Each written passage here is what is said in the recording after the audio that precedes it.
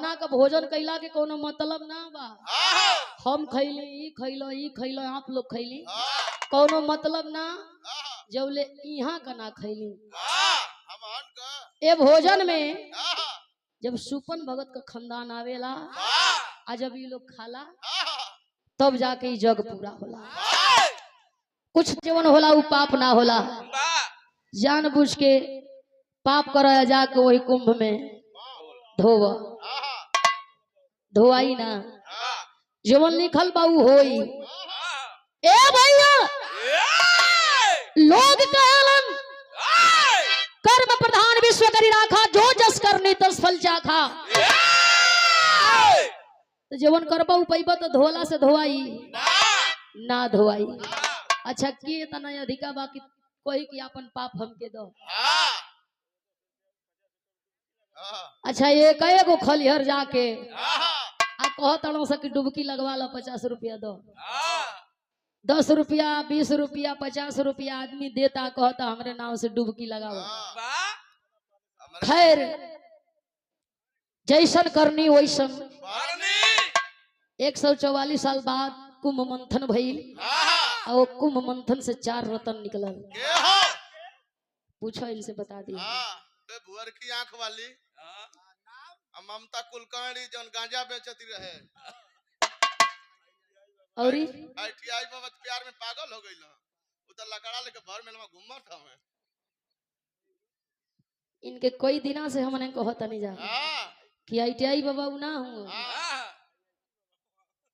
तहरा दिमाग में आई ना तू एगो खाली आइए छूटत ही नहीं छोड़ा मत होके आईआईटी बाबा कह। अच्छा हां झटका में कहा जाता है। ए भैया लोग कहेलन कि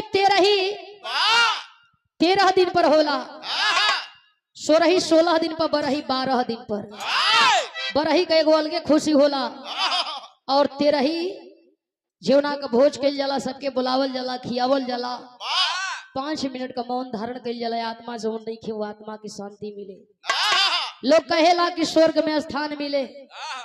जहां तक समझदार लोगों के समझ बा कि नरक और स्वर्ग यही बा। नरक 9 महीना माई का गर्भ बतावल जाला और स्वर्ग अमन चैन का जीवन जी ले बो प्यार से लोगन से मिल करके रह ले बो हौस लिहला प्यार से बोल लिहला वे स्वर्ग। 50 रुपया देकर के स्वागत किया गया।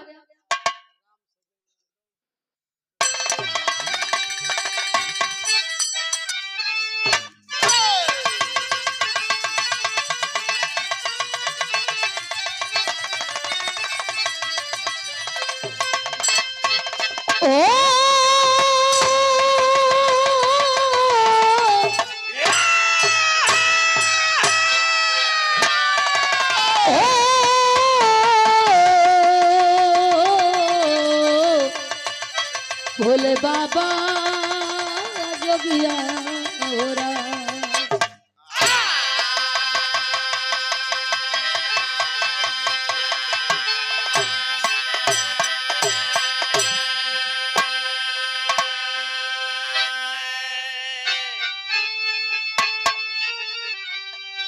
दशरथ चले गए सुरधाम वन से अवधि आए श्री राम। पिंडदान किए फिरते रही गाय की जान।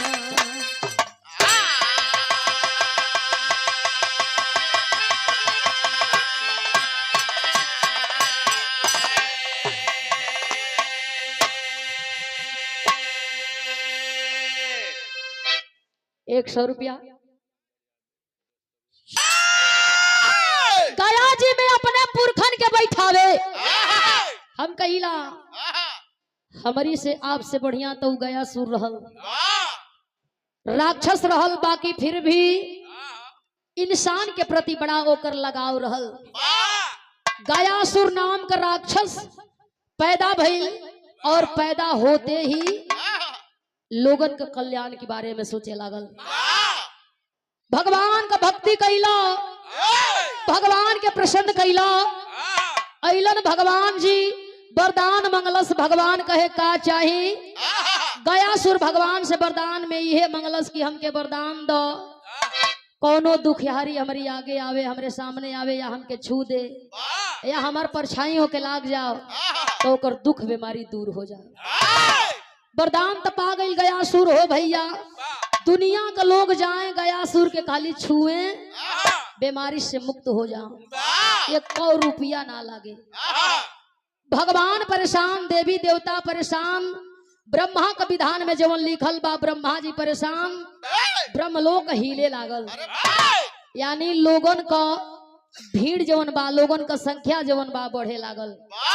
सब लोग भाग के गइल, जा करके भगवान की आगे लोग विनती करता, वरदान तो दे दिहला, 1 आदमी मरिया ना तो आदमिया रही का कला, हाँ हो गलती तो हो गई, आखिर अब करी तो का करी। सब लोग भगवान कन्हैया के उस्कावल जाए, वरदान तू ही देले हुआ तो तू ही समझावा, नहीं वरदान लेके आवा। चल दिया भगवान और जा करके गयासुर के आगे खड़ा भइलन, वरदान वापस चाहत बा। गयासुर बात के समझ गई, कला भगवान हम बुझ गए कि तू काहे आइल हुआ। खैर वरदान वापस तो हम देवे के दे देई,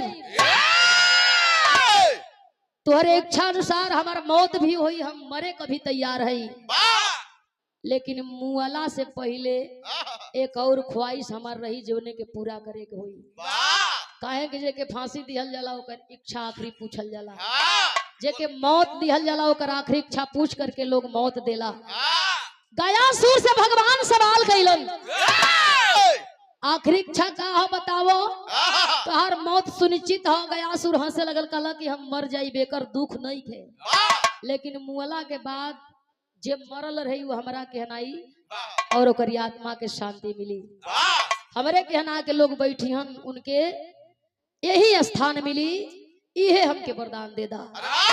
भगवान वरदान दिहलन, यो मस्त ऐसा ही हो गए, अंतर्ध्यान भइलन। आज सब लोग जाला और जाकर के अपने पुरखा के वही गया जी में, गयासुर के स्थान पर लोग बैठावेला, आवेला और आकर के जवन गांव के रीति रिवाज बा ओसे लोग मुक्ति पा जाला। ढेर लोग सिहरा जाला, हमके ये बुझाला, नहीं तो उबे के ना चाहिए अपने पुरनियन से। भगवान राम रावण के मार के लंका में अइला, सगरी लोग थोड़ी थोड़ी करे लगल। सिंहासन पर बैठल बड़ो, तो के तिलक लगी, राजा हो जाइबो, लेकिन तुहरी बाबूजी का का होई। भगवान राम कहलो हमरे बाबूजी को, लोग कहल कि तुहरे वियोग में तुहर बाबू मर गए, राजा दशरथ के आत्मा भूत बन गई। पूरा अयोध्या में घूमत है घरे घरे, सब लोग परेशान हुआ, अपने बाबूजी की आत्मा की शांति बदे कुछ करे के हुई। कहला का लोग बतावता 13 दिन का गौन के 13 पिंडा अर्पित करे के हुई, भोज करे के हुई, लोगन के खियावे के हुई। उठ करके भगवान राम खड़ा हो गइलन, अरे 13 दिन का गौन के 13 पिंडा अर्पित कैलन, भंडारा करौले अपने बाबूजी की नाम से, और लोगन के दुआरे बुला लिया भोजन करावे। सब लोग आइल भगवान राम के दुआरे बैठल लोग भोजन करे खातिर, चारों भाई भोजन परोसे लगलन, सब लोग भोजन करे लगल। गीत लगल, या बड़ी पुरान गीत बा।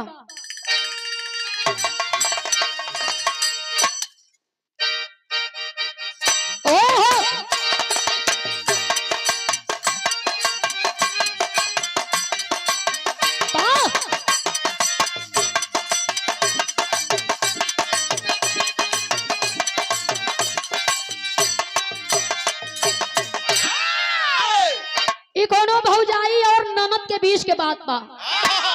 भौजी अपने ननदिया से कहे, एक नोट लगाईला, ये बात कल रहल, सरंगिया वाले का डेरावा, अरे बतलाई दे रे लहूरी ननदी, बतलाई दे रे लहूरी।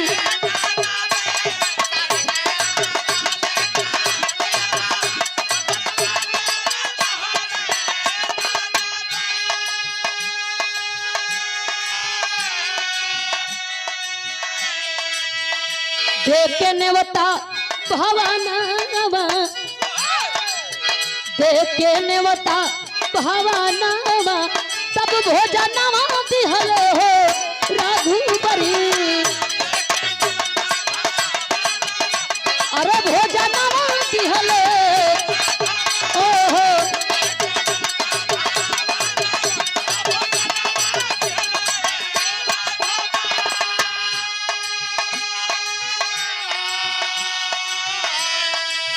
हरसित बूढ़ा बच्चे जवान सब करने आए भोजनवा हो, करने आए।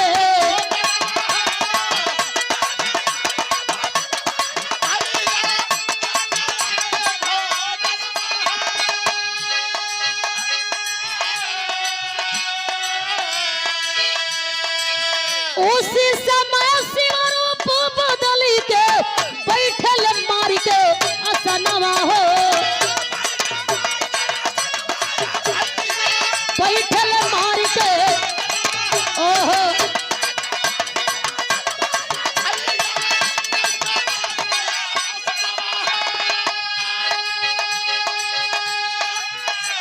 अरे खाए है बदेला तुर मनवा, तब भोजनवा दिहले हो रघुबरी। खाए है बदेला तुर मनवा,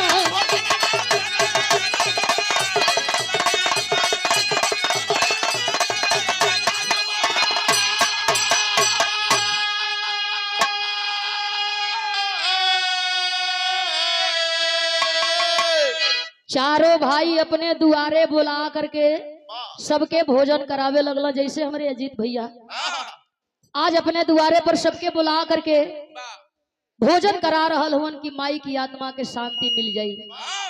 भगवान राम अपने भाइयन समेत सबके भोजन करावत आगे बढ़ल हुन। अच्छा लाइन में लोग बैठल बा, पाती में लोग बैठ के भोजन करता। वही माई एगो बूढ़ 85 बरिस को चाम हड्डी छोड़ दिहले बा, शरीर कांपत बा, बगलिया में ठेंगुनी राखल बा, सामने थरिया बा। भगवान राम गइला देखलो 85 बरिस के बुढ़वा, जर्जर शरीर, कितना खइहा, बड़ा खइहा, दूगो रोटी खइहा, दूगो रोटी आहे तनी तरकारी वही में धैलन। अब भगवान राम आगे बढ़ल हुआ। शिवदानी भोलेदानी देखलन हो भैया बर्दाश्त नहीं भई, लगला ललकारे भगवान राम के वाह दानी हुआ, महादानी हुआ, मर्यादा में कोनो काम करेला मर्यादा पुरुषोत्तम राम हुआ। अपने बाबू की आत्मा के शांति बदे अरे भोज रखले बड़ो, ताई हमसे मजाक काहे करत अड़ो। भगवान राम घूम के अइला, कहला का भइल प्रभु कोनो गलती कहला। ए महाराज आई हाथी की मुंह में जीरा, दूगो रोटी, भगवान राम और 3 गो डलना 5 गो हो गई। जाए लगला भगवान भोले दानी कहला कि सुना है ने अवा अइला। भगवान राम कहला कि कमी हो के 5 पूड़ी और डाल दई का। कहला 5 50 करबा काम बिगड़ जाई, यही रहन से बैठ जा। तू खियावा या हम खाइब, हमार पेट भर जाई तब लोगन के खिया के विदा करी हो, तब तुहरी बाबू का भोज पूरा हुई, आत्मा के शांति मिली। बैठ गईला भगवान राम से चलो कि बूढ़ शरीर 10 पूड़ी 5 पूड़ी 50 पूड़ी खइयो, कितना खइयो, रुका पहले इनके खिया लो। चारों भाई भोजन करावे लगलन, शिवदानी भोजन करे लगलन। गीत के भाव बदल गई बा।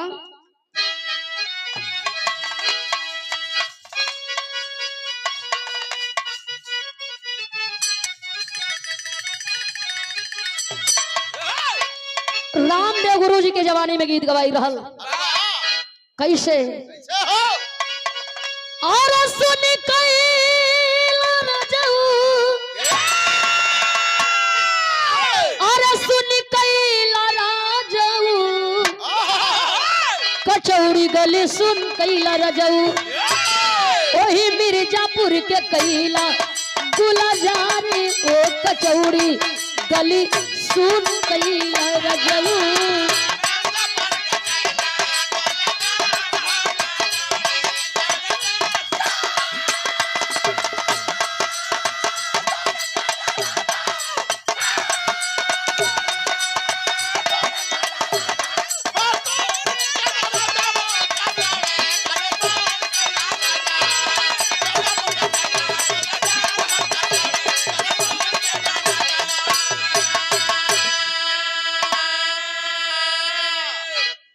दया शंकर यादव प्रधान जी पदारतपुर के धरती से एक और पुनः दूसरे बार का पुरस्कार शिवदानी भोलेदानी भोजन करे लगलन।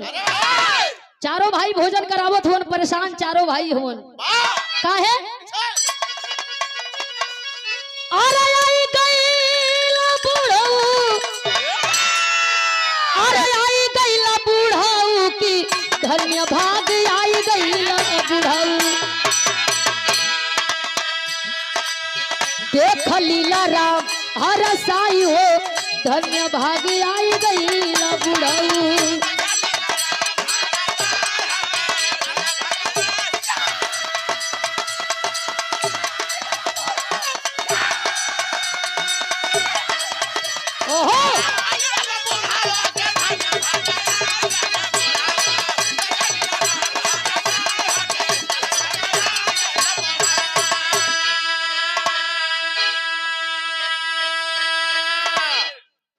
चारों भाई परेशान हुवन, शिवदानी भोलेदानी भोजन करत हुवन।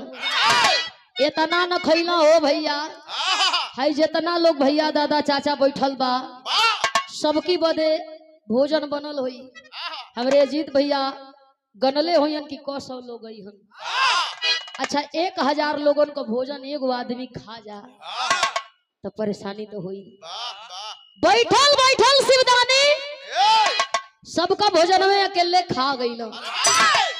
चारों भाई परेशान हुआ, शिवदानी भोलेदानी मुस्की मारत हुआ।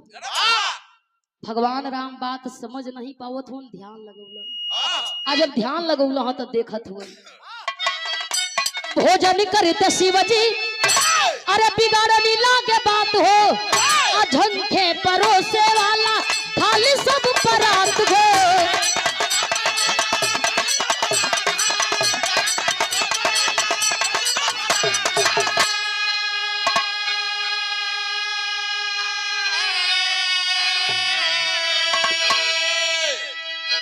भंडारा घर खाली हो गई।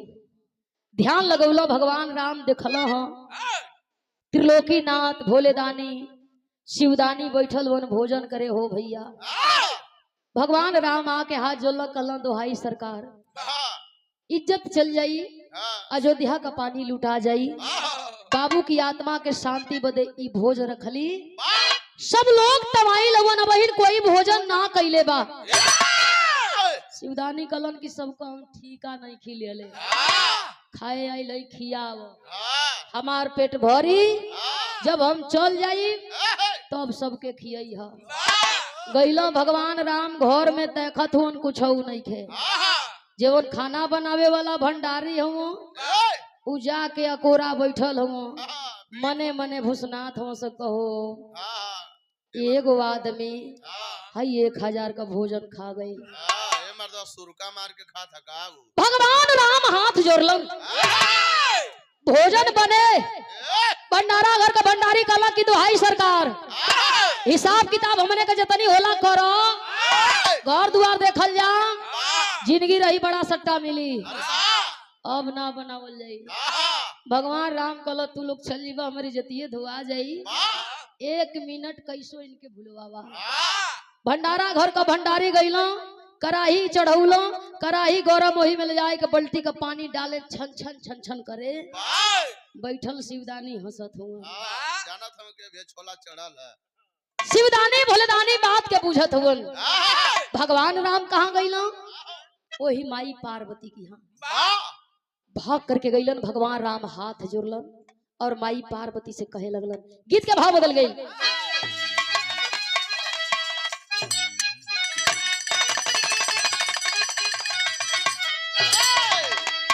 ओ घरी गीत गवाई, प्यार तब्बो भइल आजो होत बा कब्बो होई, लेकिन अंतर हो गई। पहले का प्यार बरहो मासी रहल, अब का प्यार टेस्ट हो गई, समय बेस्ट हो गई, मनोरंजन हो गई। ओ घड़ी का प्यार कई बात है। अरे गोरिया ए रानी ए रनिया मुश्किल बजी न तोरी गली में। गली में। ओहो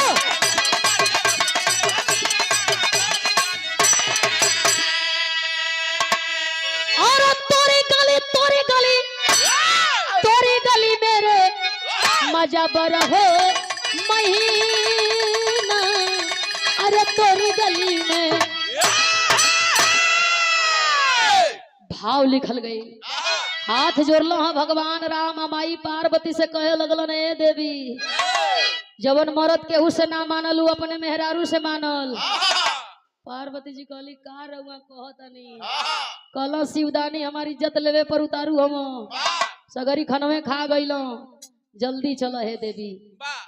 अच्छा कतनो पियकड़ मनई होखे खाली झूठों जो कह दिया कि आवत है तुहार मलकिनिया तो नशा फाट गई। हवा में जूता ले ले आवत हिया उठ के हाली हाली जाए लगी हो कहियो कि हां जार और के फिट हो जाइयो। जब सुनला जूता करना शिवदानी भोलेदानी बैठल हुआ माई पार्वती चलल है कैसे। अरे तो चली के माता ओ चली के माता भवानी पानी राखिलो।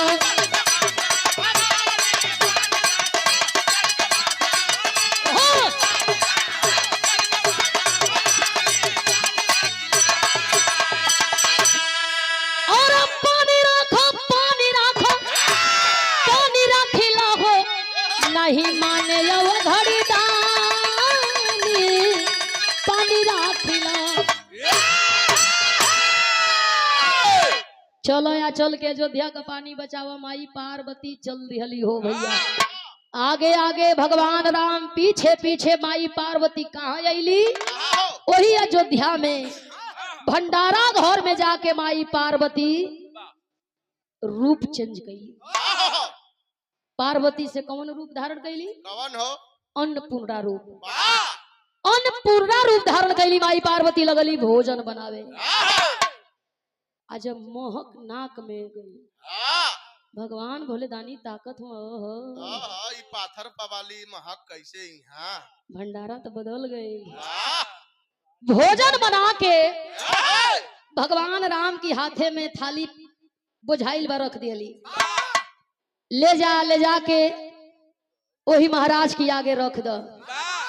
ले करके चलल वन भोजन भगवान राम वही शिवदानी भोलेदानी की आगे रखलन।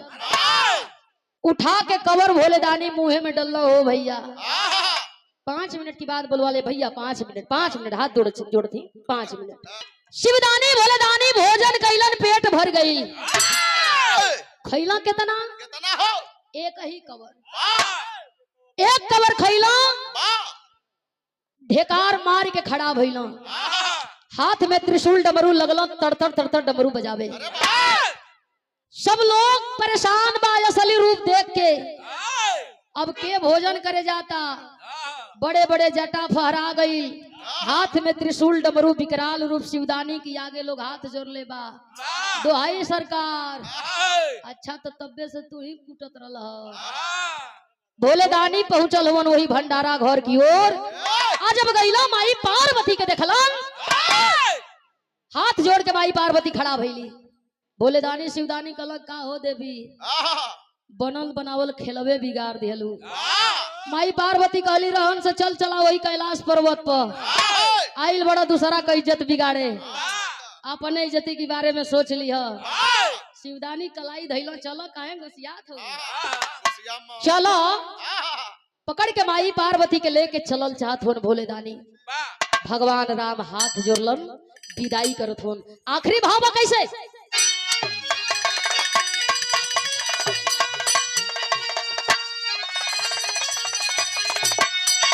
अरे अब ना मिली लगाई दा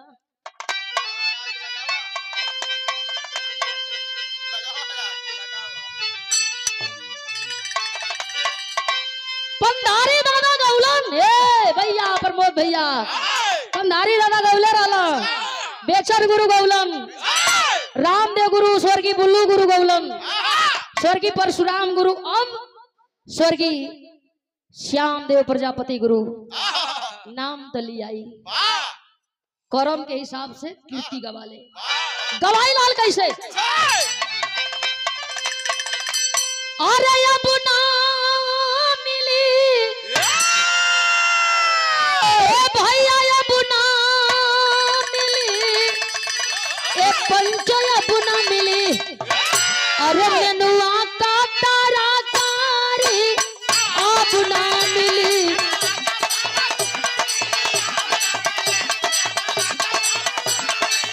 ओहो वाह अरे नेनुआ का तरकारी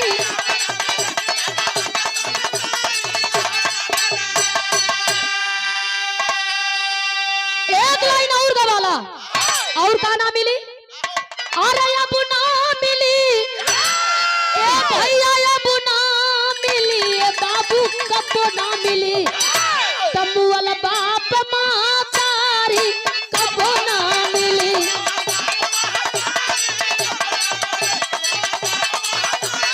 ओहो वाह अरे मुअल बाप महतारी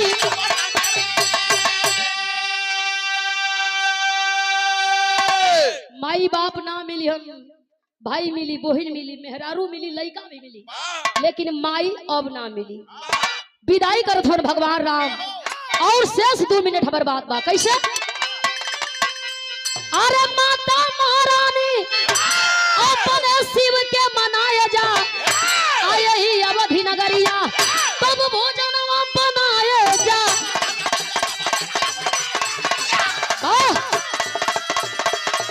ओहो भैया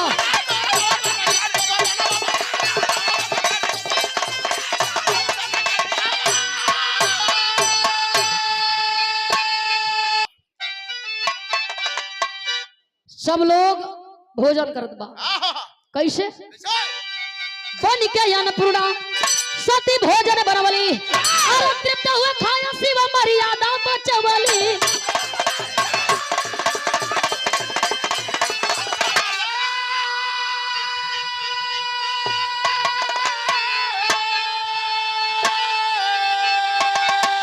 रुद्दल भैया कई लाड भोजन कईल शिवदानी जाए लगलो जाते जाते भगवान राम की ओर तकला कुछ वरदान लेला कल अब वरदान ना ले वरदान दे वही के बात है अपन भक्ति हमके प्रदान करो बाबू के शांति मिलल कल शांति मिल गई कैसे शिवदानी भोलेदानी बतावे बाबू के शांति मिल गई भोलेदानी कल हाँ कल कैसे कल 13 दिन गगन के 13 पिंडा अर्पित कैल वही दिन तोहरी बाबू के शांति मिल गई हाई भोज भंडारा तई खाली जीव के सवाद बा लोग सोचेला कि आत्मा 13वें दिन आइल बा तो आखिरी विदाई में अपने बाबू माई के खिया दिहल जा संगे संगे लोग भी खा लिहन और आत्मा के शांति खाती कामना भी कर लिहन भगवान राम कल तब रहुआ जाई शिवदानी भोलेदानी चलल हन माई पार्वती चलल है सब लोगन के चारों भाई पुनः भोजन करौलन जैसे हमारे रुद्दल भैया अजीत भैया सबके भोजन करौलन और हमना का भोजन कैला के कोनो मतलब ना बा हम खैली ई खैलो आप लोग खैली कोनो मतलब ना जौले यहाँ का ना खैली ए भोजन में जब सुपन भगत का खानदान आवेला आ जब ये लोग खाला तब जाके जग पूरा होला कुछ दान दक्षिणा भी दियाला यहाँ भी यहाँ के बाबूजी के दान दक्षिणा मिलल बा आ बाबूजी के जाए के भी बा माइक को खाली इंतजार बा 1 मिनट भाव कैसे कहे श्री राम चाहे भक्ति का खजनवा और सेवा में चाहे प्रभु तुअर चरणवा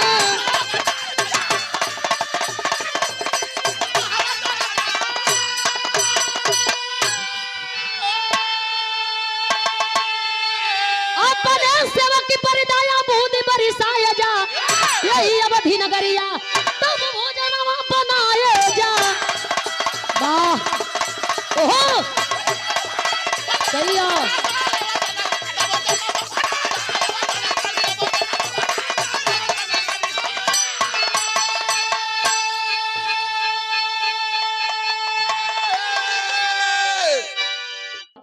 वही का नाम शमशान घाट पड़ल बेटी बलवा के धनवान होके माई बाबू ना तरिहन, लेकिन बेटा मुखियाग्नि दई पिंडदान करी माई बाबू तर जइहन।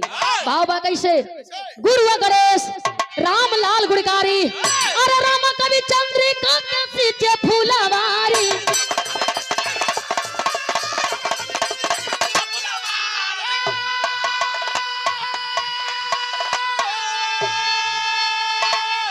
अरे मीनाक्षी रमा कभी मिली, हरि के गुण गाए जा, अवधि नगरिया तब भोजन